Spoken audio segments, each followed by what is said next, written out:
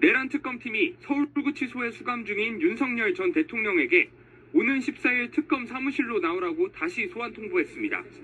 앞서 오늘 오후 2시로 예정됐던 특검 첫 소환 통보에 윤 전 대통령이 건강상 이유를 들어 불응하자 특검팀은 교정당국에 윤 전 대통령이 출석할 수 없는 건강상 문제가 있는지 확인을 요청하는 공문을 발송했습니다. 교정당국은 오후 5시쯤 특검팀의 윤 전 대통령 입소 당시의 건강검진 기록 등을 회신했습니다.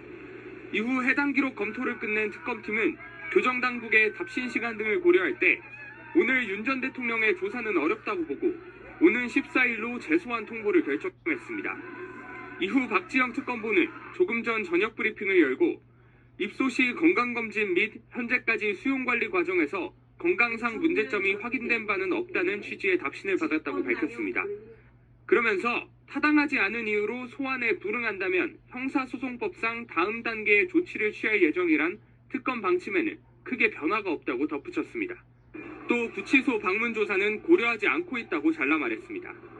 즉시 강제 조치 없이 스스로 조사를 받을 수 있도록 한 번 더 기회를 준 셈인데 이번에도 불응 시 강제로 구인할 수 있다는 뜻으로도 해석됩니다.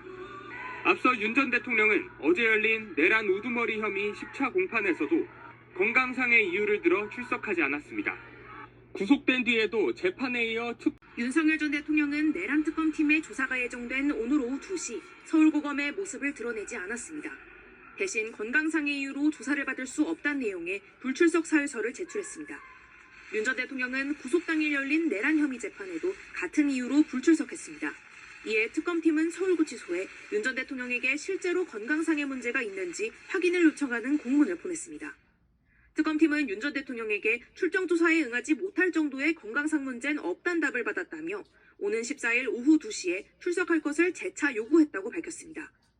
내란 특검팀은 윤 전 대통령이 조사에 응할 것이라 믿는다며 합당하지 않은 이유로 불출석할 경우 형사소송법에 따른 절차를 진행하겠다고 밝혔습니다. 윤 전 대통령이 재차 조사에 불응할 경우 구인과 같은 강제적인 조치를 하겠다는 의미로 풀이됩니다. 윤 전 대통령은 지난 1월 구속 당시에도 출석 요구에 응하지 않아 공수처가 3차례 강제 구인과 현장 조사를 시도했지만 실패했습니다.